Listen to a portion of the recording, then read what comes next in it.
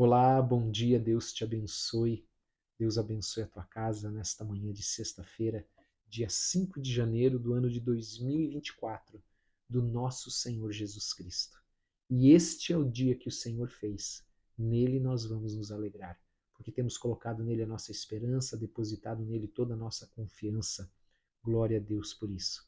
Seja bem-vindo, você que já estava aqui aguardando, você que vai acompanhar mais tarde, Deus te abençoe em nome de Jesus. Quero te convidar a abrir hoje na nossa leitura sequencial Atos dos Apóstolos, o capítulo de número 9, o verso de número 1. Enquanto você encontra, eu quero orar para nos prepararmos para a leitura como nós sempre fazemos. Amém? Senhor, em nome de Jesus, nós queremos te agradecer por este pão, por este maná dos céus. Pedimos que o Senhor nos dê entendimento e compreensão para praticarmos, para vivermos a tua palavra, em nome de Jesus Cristo. Amém e amém. Amém? Quero lembrar aquelas pessoas que têm me perguntado, pastor, eu quero ler a Bíblia esse ano, como que eu faço? Eu estou com esse propósito, não sei como fazer. Olha, a maneira mais simples é você entender que a Bíblia tem 1189 capítulos. Então, se você dividir esses 1189 capítulos por 360 dias, você vai ter 3 capítulos e alguma coisa que para ler por dia. Ou seja, você precisa ler entre 3 e 4 capítulos por dia. E fazer esse controle e ter essa disciplina para ler, né? Eu sempre recomendo assim, olha, leia lá o Evangelho de Mateus, que é o primeiro livro do Novo Testamento, e depois leia Gênesis. Depois de Mateus, leia Marcos, depois leia Êxodo, depois leia Lucas, e depois assim na sequência ali no Pentateuco, por exemplo, né? Até Atos.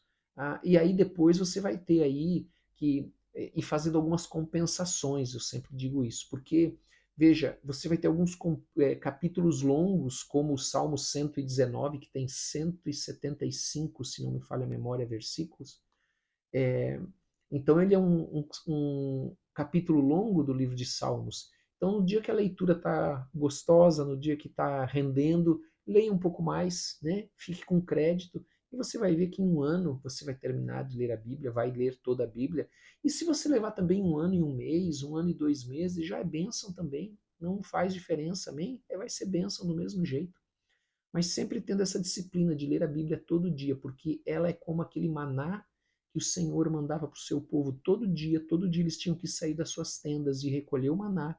E a palavra de Deus, eu comparo ela a esse maná que nos sustenta, que sustenta a nossa vida espiritual, porque a palavra do Senhor diz que não só de pão viverá o homem, mas de toda palavra que sai da sua boca. Amém?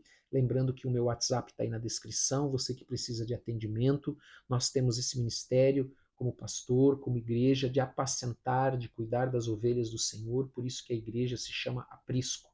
Aprisco é o lugar onde as ovelhas são guardadas, são cuidadas, são protegidas, amém? São curadas em nome de Jesus. Vamos ler aqui Atos dos Apóstolos, capítulo 9. Ele vai falar sobre a conversão de Saulo, ou Paulo, como nós conhecemos. Nós já vimos um pouquinho falando de Saulo no final do capítulo 7, quando Estevão estava sendo apedrejado. Capítulo 8, nós vemos também falando sobre Saulo, né, já introduzindo esse personagem, né, esse apóstolo tão importante que escreveu mais da metade das epístolas do Novo Testamento. Então, ele aparece no final do capítulo 7, também aparece um pouquinho no capítulo 8, e agora nós vamos ver este Paulo que perseguia os cristãos em Jerusalém, né, era um perseguidor ferrenho, perseguia com todo empenho, com fervor os cristãos, né, não eram chamados ainda naquela época de cristãos. Então, diz aqui no capítulo 1 que Saulo, respirando ainda ameaças e morte contra os discípulos do Senhor, dirigiu-se ao sumo sacerdote e lhe pediu cartas para as sinagogas de Damasco. Era uma grande cidade com muitos judeus, então ele pediu cartas para ir em cada sinagoga e prender aqueles homens e mulheres que se declarassem cristãos. Então ele diz aqui, a fim de que, caso achasse alguns que eram do caminho, veja, era assim que eram chamados os cristãos, aqueles que eram do caminho, porque Jesus mesmo dizia que ele era o caminho, a verdade e a vida. Ele era o caminho para o Pai, né? Assim, homens como mulheres os levassem presos para Jerusalém. Então, Paulo estava indo, ou Saulo estava indo com esse propósito, para Damasco. Porém, no caminho, algo interrompeu esse seu plano, né, esse seu propósito inicial. Seguindo ele estrada fora e aproximando-se de Damasco, subitamente, uma luz do céu brilhou ao seu redor. Escute, às vezes nós podemos olhar para alguém e dizer assim: puxa, essa pessoa não tem jeito, essa pessoa nunca vai se converter. Alguns dizem isso, né? Nunca vai se converter, nunca vai aceitar Jesus. Nunca diga isso. Nunca diga nunca.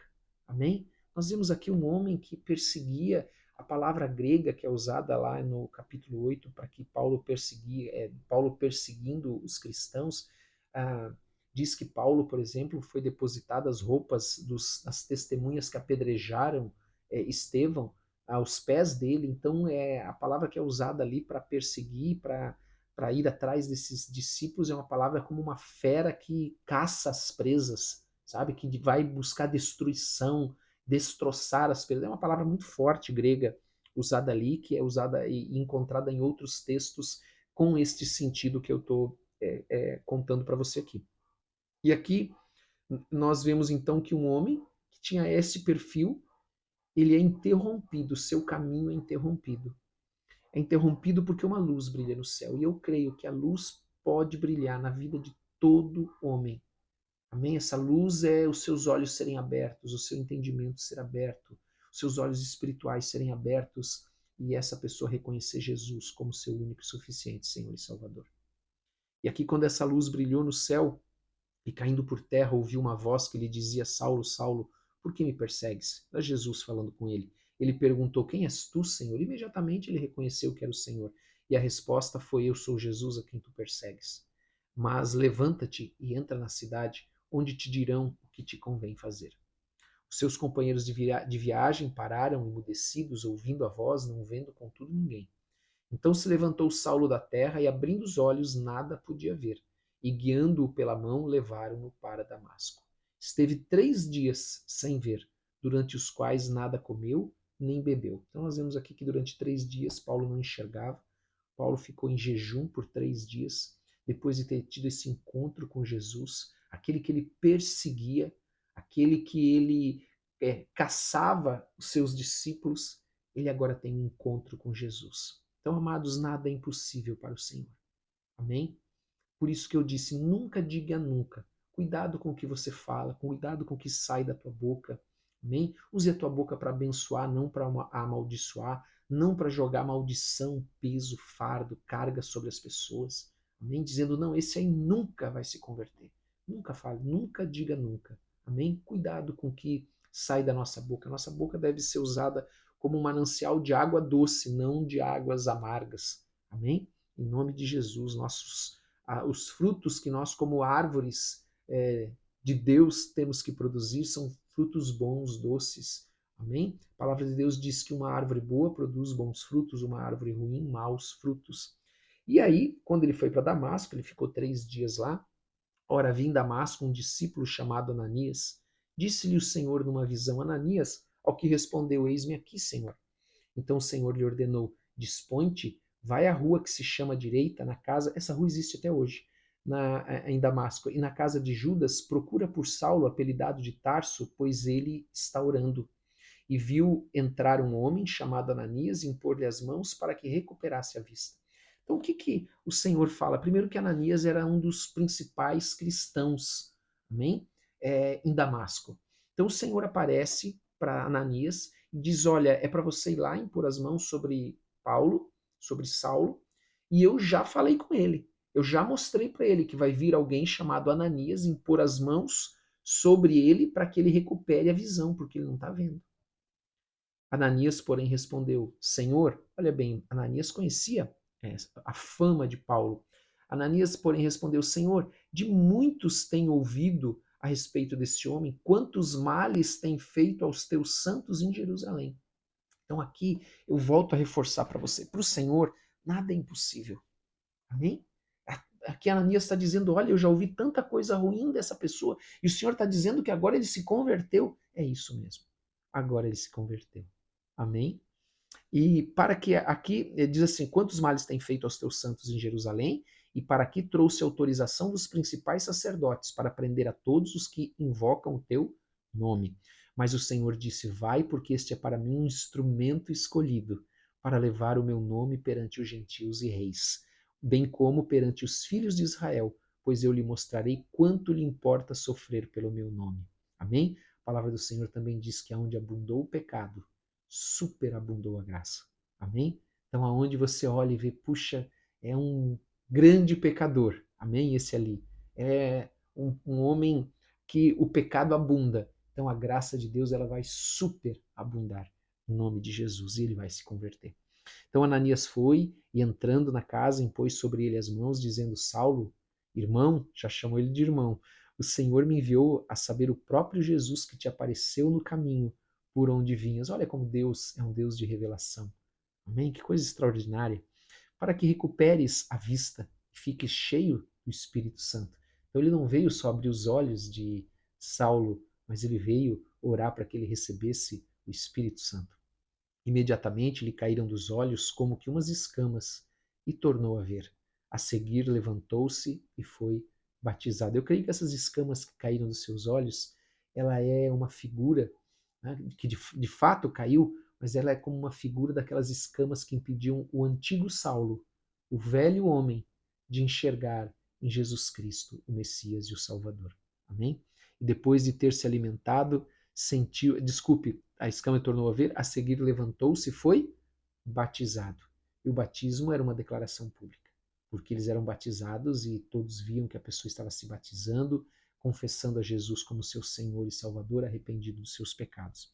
E depois de ter se alimentado, sentiu-se fortalecido. Então permaneceu em Damasco alguns dias com os discípulos. Amém? Para o Senhor nada é impossível. Amém? Glória a Deus.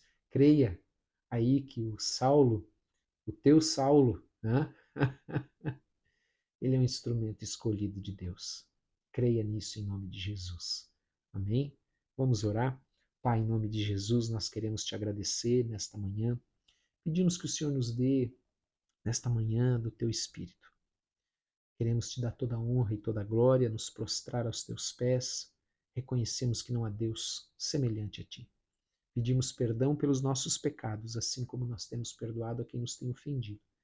E pedimos a Deus nesta manhã que o Senhor perdoe todas as nossas fraquezas, transgressões, em nome de Jesus Cristo. E queremos pedir, Pai, pelas nossas famílias, pela nossa casa, pelo nosso trabalho. Queremos pedir a Deus pelos nossos amigos, vizinhos, parentes, Pai.